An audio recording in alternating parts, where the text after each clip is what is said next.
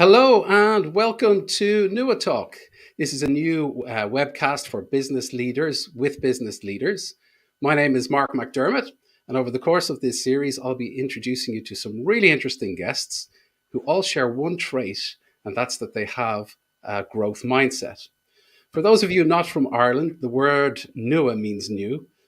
So, when translated to English, so I'm looking for new perspectives from leaders who have a growth mindset. When I think of leaders who have a growth mindset, I'm really excited to introduce you to my inaugural guest, who's somebody I got to know about 6 years ago. We've stayed in touch ever since. He has high energy, high integrity, lots of enthusiasm, and he's very highly networked. Please allow me to introduce you to Mr. Brian Galicia from Microsoft. Brian, how are you today? I'm doing fantastic, Mark. Well, thank you so much for having me on your show. And it's for those of you who listen, as you can tell, I am not Irish. So, but that's okay. I think it's going to be a really great engagement and conversation. And again, I'm super grateful, Mark, one, that you allowed me to be on your show. And two, that we had an opportunity, as we'll talk about the journey, that we got an opportunity to work together and meet 6 years ago when you were at LinkedIn and I was in a different role here at Microsoft. Yeah, well, super excited to have you, Brian. I should say that Brian is also the author of a new book, which is Navigating LinkedIn for Sales, which I'm really looking forward to talking to you about. Thanks for sharing that with us. But before we go there, Brian, tell us a little bit about yourself, your role at Microsoft, and what success looks like for you on a day to day basis. And finally, when you're finished that, what's on your Spotify playing now, or what's on your podcast list right now? Let's Yeah, hear. yeah, absolutely, Mark. So, my journey, if people can believe it, I've been at Microsoft for over 17 years, and I'm super grateful and thankful for all the opportunities Microsoft has provided. And so, my current role at Microsoft is I lead a global team that runs our what we call business applications or Dynamics for the product name, or when you think about it, CRM or ERP in the traditional sense, run the business application ISV team. And what are ISVs? For those of you who are listening, you're like scratching your head going, what is an ISV?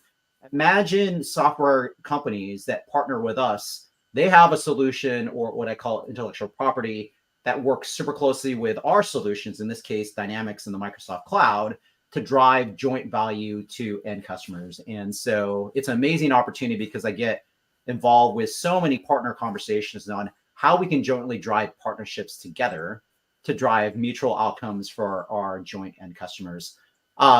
Personal wise, I'm married to an amazing spouse. We met in college, and in May of next year, we'll be celebrating 25 years. And my wife and I look at each other like, oh my gosh, 25 years, this is a long time. I have two amazing, beautiful daughters. One's in high school, what we call high school in the United States. She's 16. I have a younger daughter who's 13. I have two golden retrievers. So people who love dogs, I have two English cream golden retrievers. And I live in the Seattle, Washington area. So when you think about a US map, imagine the United States and the state to the very left of the continuous 48 states, not Alaska, not Hawaii. We're not super west, but we are one of the most western states because we sit smack dab in the very corner of the United States connected to Canada. And so what's on my Spotify list? So you'll appreciate this, Mark, because of course, as we're talking and as I've known you, you're a huge music aficionado. So Coldplay. So many of you probably know the band Coldplay. So they came to Seattle in late September on their tour. And so my daughters, and especially my oldest daughter, huge fan. She loves all the music, especially Yellow. So for those of you who are fans of Coldplay, you know the song Yellow. My favorite is The Scientist, actually. That's one of my favorites. But that is what's constantly playing because I still, it was my first concert with my youngest daughter. My youngest daughter's never been to a concert before, and she was just in awe of Wow. listening to live music, the stage, and all this stuff because it was in the Seahawks Stadium where our football team plays, and it was just an amazing experience. So Wow. hopefully it gives a little context to myself and what's on my Spotify list. Well, thanks for sharing that with us. And actually, we share a couple of things in common. So I actually met my wife in college too, back 30 years ago. And one of the best concerts I was ever at was a Coldplay concert, which was Hmm. here in Old Point Theatre in Dublin when they did their tour for the Rush of Blood to the Head tour. Mm. was a phenomenal tour. So that's a fantastic memory. Thanks for sharing that with us, Brian. So, Brian, I was looking through your LinkedIn profile. You've been a seller pretty much most of your career.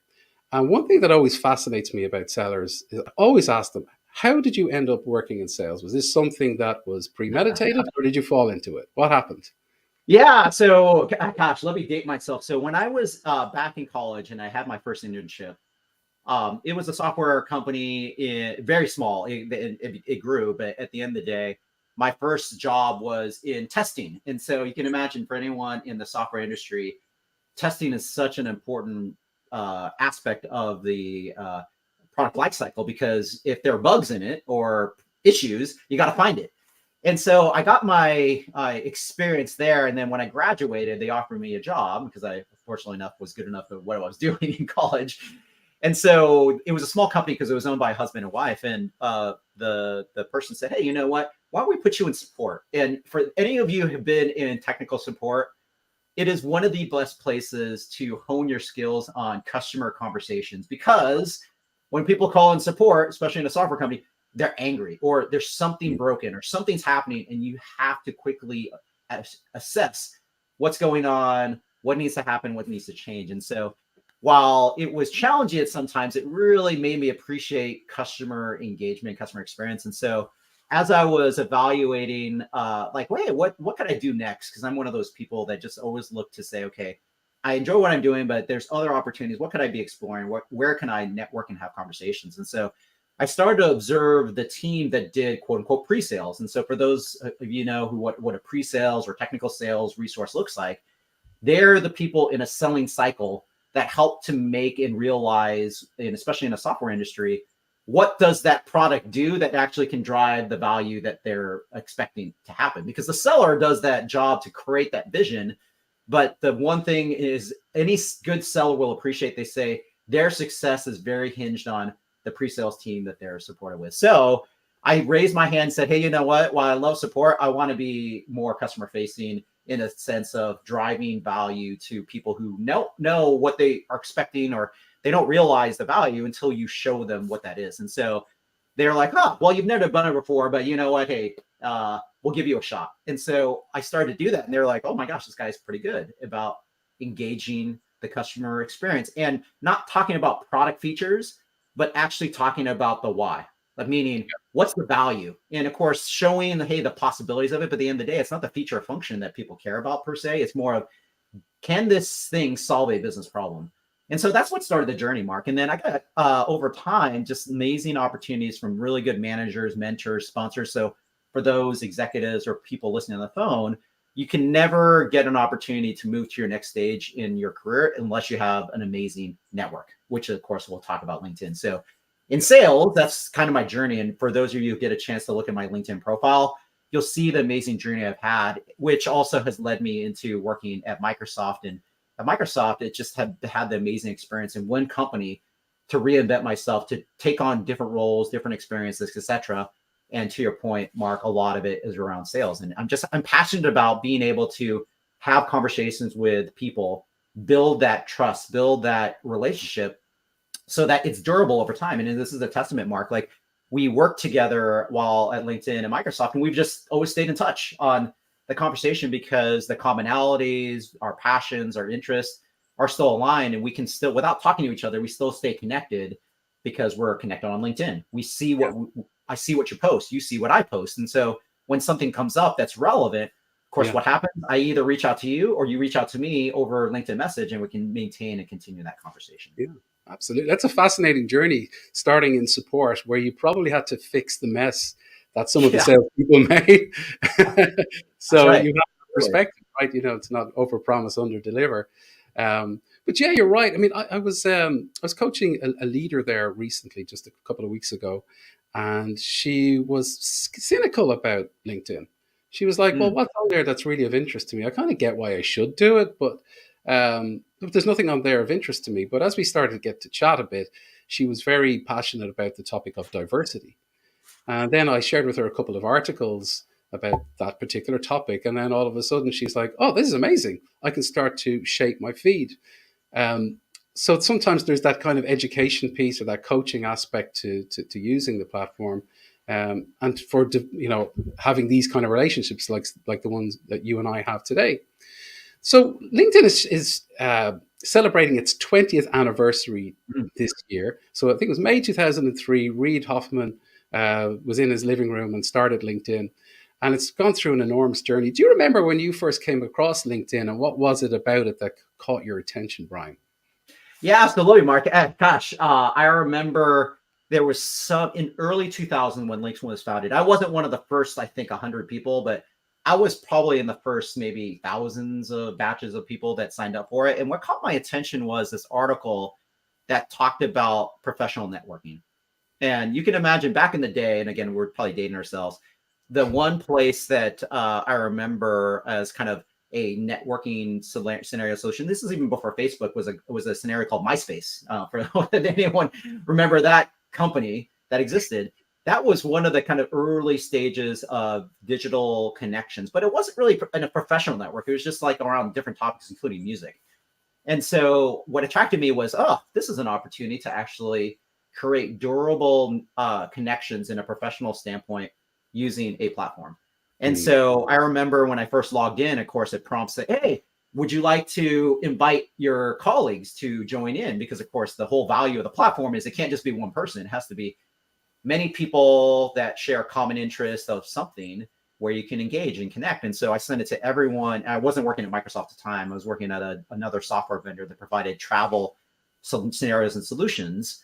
But all those people have actually, one person even had came back to me several years ago, say, hey, Brian, like, I still appreciate how you invited me onto this platform because it allowed me to grow the network, which was like a testament to what the intent of LinkedIn is, which is creating powerful connection points, professional connections, seeing what other people are doing. And of course, it's not just for jobs. Of course, that's a huge draw too. It's like for people at the time, because I was a little bit earlier in my career. So, hey, if there's opportunities where I can continue to advance what I'm doing, I'm more than happy to do it. But then when you start to work at a company like Microsoft, then you realize, oh, it's all encompassed. I could just stay at one company and reinvent myself. But at the end of the day, what I've realized is it's not just about the job engagements, et cetera, but as sales professionals, you can imagine, Mark, because of your experience at LinkedIn, where you and I got a chance to meet and work.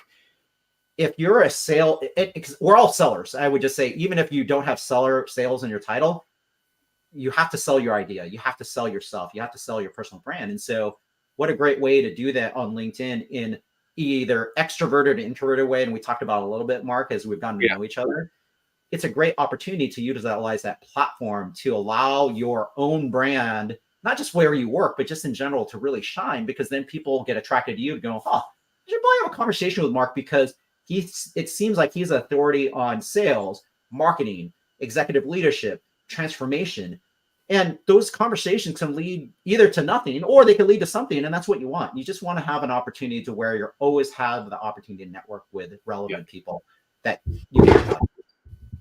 Yeah, one of the things that I've noticed is that LinkedIn has evolved significantly, Brian, since 20 years ago, right? It was like an online CV. It was really old HTML stuff, where now it's something quite different.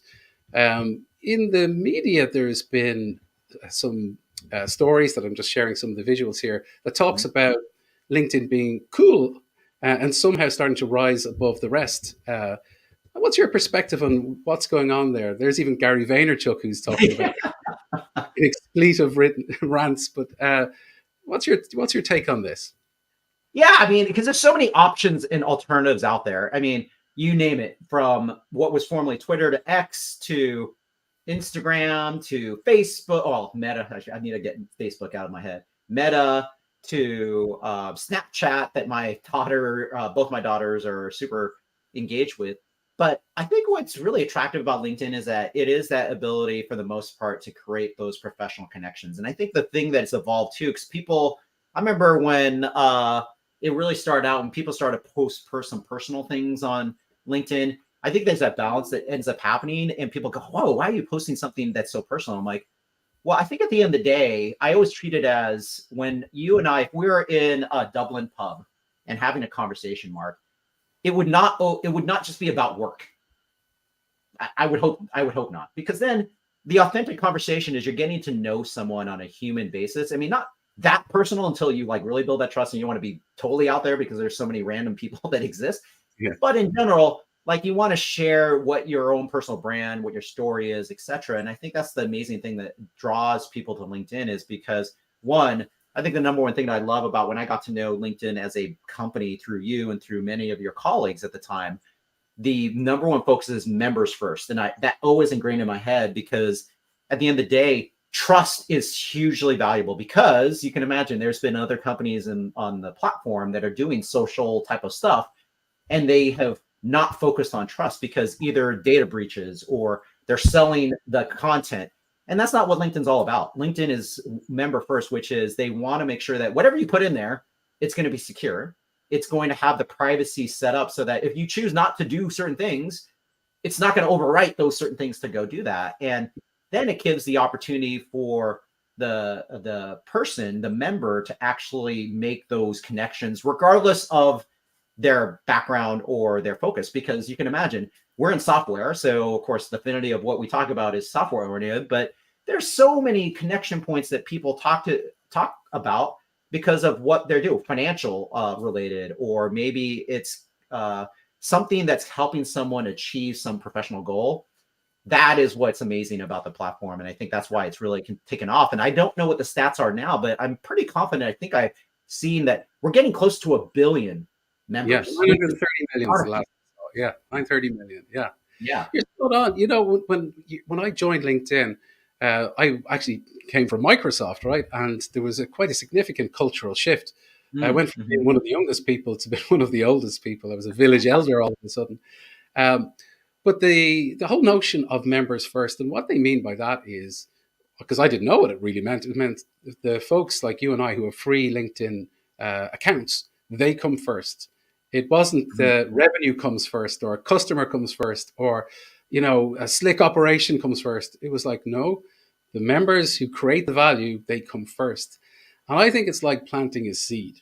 So that seed was planted. And when all the other social media networks were off doing all sorts of really cool things, perhaps, you know, advertising too heavily, etc., LinkedIn was like the grandfather sitting in the corner with the pipe, not really saying anything, biding the time, you know, and then now it's all coming back to roost. It's all coming to bear the fruit now. The people want to engage on social media platforms that they trust. So completely agree with you, Brian, and thanks for sharing your thoughts on that. We'll come back to it, but let's go to the book. Tell me about this book that you've written. Why did you write this book, Brian, and who is it for? Yeah, no, thank you. And so I have to give a shout out to Melanie, because she is my co-author. And so how it started is back in 2018. Again, this is pre-pandemic, pre-COVID.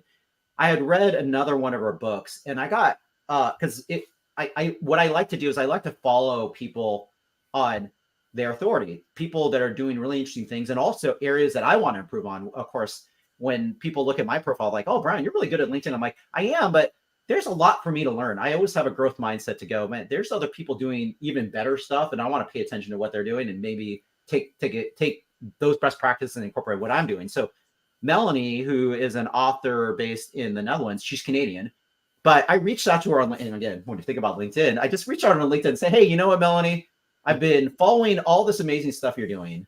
I really appreciated what you wrote in this book," because it was a book written for people that have small businesses, people who are professionals, but didn't really take it to the level of pure sales. Like when you, Mark, and me, like we're in selling roles. We've had selling roles that have advanced the conversation. And when I was reading the book, I'm like, this book could be addition to or whatever what it would be. I was like, I'm more than happy to lean in and really try to provide the angle of what is the value to a sales professional and how can a sales professional, and it doesn't necessarily have to be someone in software. It could just be, hey, I work for a pharmaceutical company. I work for a professional services company. I work for a healthcare company, whatever it is.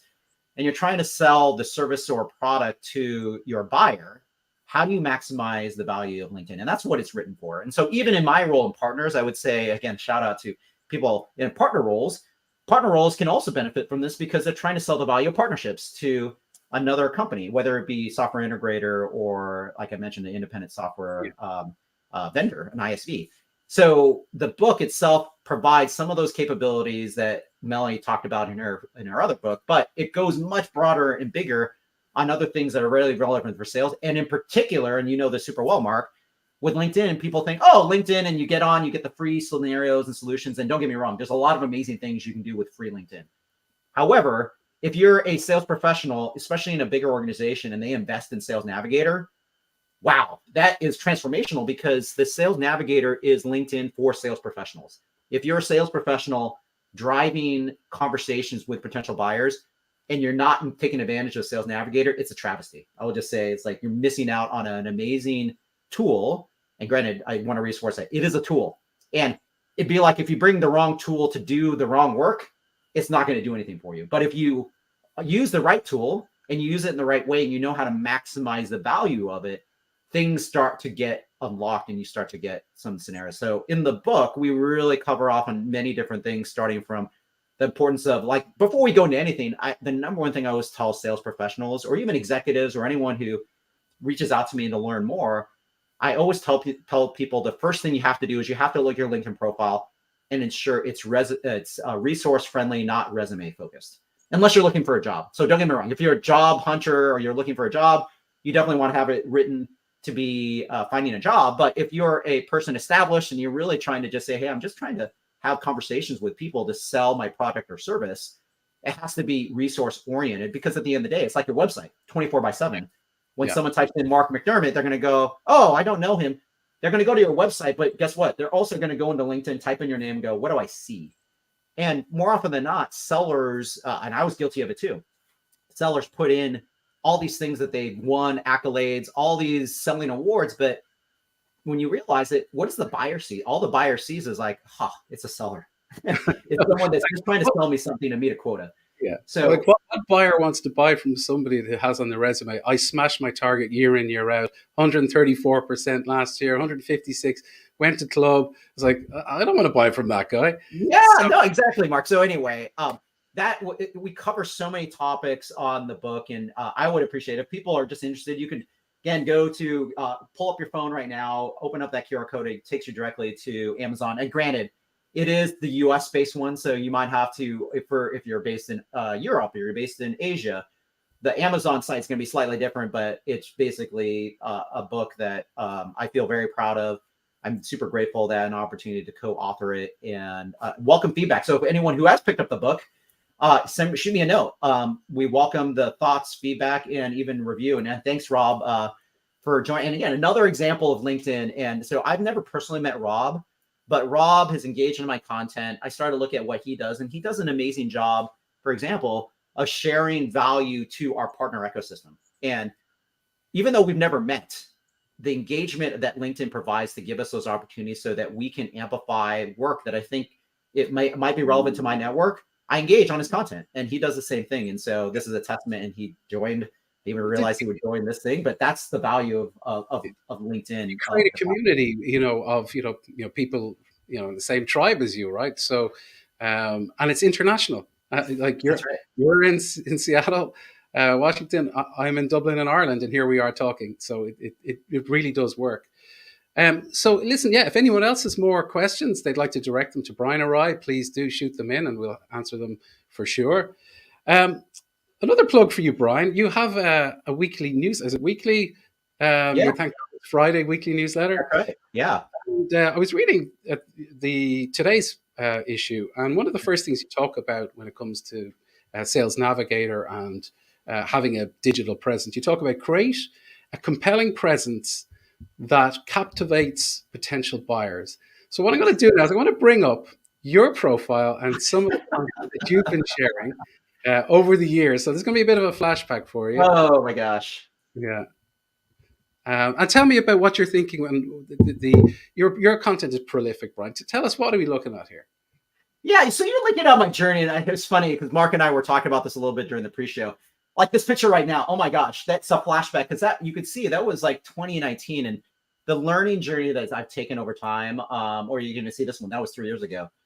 I think a lot of it is just that you have to provide a personal presence about yourself, because if you're not, and it's not necessarily just talking about you, it's talking about how you can uplift people, what value you can bring, so that I'm all about kind of when you uplift people and you're sharing positive stuff or value proactively for free, you're going to start to attract people to want to have a conversation with you because they naturally get curious. They naturally go, "Huh, this Brian person is consistent." And that's the thing that I think I would just say for a lot of people is not just making sure your profile is set up in the right way. You have to be consistent. And so when I say consistent, it's not always being and again, it's no offense to anyone in marketing because I've been in marketing before. You can't just rinse and repeat stuff that says, "Oh, marketing, please amplify that," and you just repost it. That's a good start. But what's more valuable is people want to hear from Mark. People want to hear authentic. What is Brian's thoughts on this, so that then it can be shared and then it creates conversation. And that's the other thing that if you look at any of the posts and any of the things I do, it's really consistency. It's sharing value. It's giving a little bit of a professional and a personal sense because people have gotten to know my family because this newsletter I send out, the picture always comes from something that I've recently done that's on my phone that I just want to share and give some commentary to it. And people have gotten to know my journey, especially some struggles that I've gone through with dealing with certain family issues that we all will run into, guaranteed. Like when your parents get older and you have to make a tough decision on what you're going to do with their home, what you're going to do in their long-term care, especially if there's medical type of issues that require them that they can't independently live. I talk about that journey because we all run into that. And I think people appreciate it. And the one thing I always do is kind of like what Rob was talking about here, consistency, but it's the engagement. It can't just be, I talk about something, you engage, and I don't say anything. I learned pretty quickly that doesn't fly very well because imagine the same thing. You and I are in a Dublin restaurant and I'm talking the whole time and you respond to it. I just keep talking about myself. That if people frame that up, that's a great analogy I always share with people because that's what happens is people fall in the trap. They just go, "I want to talk all the time." I'm like, that's great, but you have to take the time to listen to other people and engage in other people's content because that's what drives professional relationships, engagement, and that's why people then start to get attracted to. Let me get more curious about what Mark does, what Rob does, etc. And then they start to get to know you, and then all of a sudden you don't have to sell. People come to you. And that's what I think the big value is. I also want to do a shout out. So Peter saying "Go Ducks" as you can imagine, it sometimes comes out, but I'm a huge sports fan, especially college sports. And so while I didn't go to the University of Oregon, my sister did, a whole bunch of friends, and I am a true diehard Oregon Duck. And I'm like hopeful that sometime in my lifetime in football, they win a national championship because they have not won one. That's an aspiration that the new coach for the second year is trying to do. But thank you for doing that because that's another good example. People driving commonalities, because if you say something that traits the engagement that someone's passionate about, guess what? There's going to be an opportunity for a conversation because I get excited when people are excited about stuff I'm interested in. Yeah. So, well, one of the things that people ask about when they think about digital selling, social selling, and we've had a discussion about that term and how it's kind of some people recoil against the notion of social selling, but it's really just about breaking it down to what is this? It's about understanding intent. It's about the ability to reach out. It's about research. It's about getting to know each other, as you've just really nicely described, Brian. And thanks for doing that. You mentioned marketing, and maybe we'll close on this topic, because if I work for Microsoft, right, and I send a LinkedIn message to somebody that I don't know, the chances of somebody responding to that are going to be much greater because of the huge brand behind that.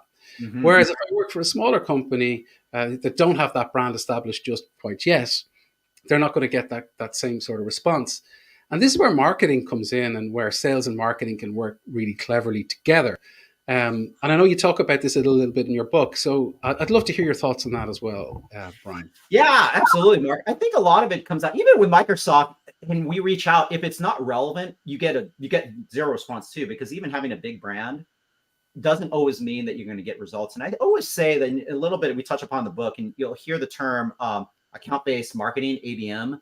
I think a lot of it has to be, you have to do your research. You really have to just say, what is the business problem that you are helping to solve, and tailor that message to the person you're sending it out to. And then there's other ways. And when we, again, seeded a little bit about Sales Navigator, there's so many capabilities, like what I like to refer to as spotlights. I think that's what LinkedIn still calls it, but spotlights to really drive the commonality to say, how, when you reach out to this person for the role type, because you don't know them at all, what are the opportunities where you can get to know them a little bit, or they can get to know you, so that when you do that reach out, it's not a surprise. It's not a cold outreach. And examples are, one, knowing, did they used to work at the company you used to work for? Did they do something recently in the news that is relatable to what you're trying to position?